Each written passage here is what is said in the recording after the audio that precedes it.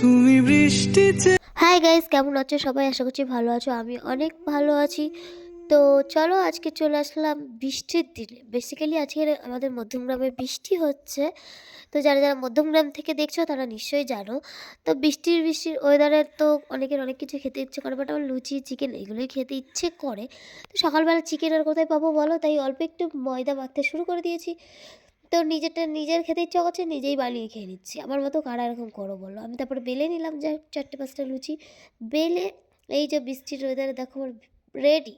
চিকেনের বদলে আছে এখানে আলুর তরকারি, লুচি আর চা। সকালবেলা ব্রেকফাস্টটা জাস্ট জমে গেল বলো।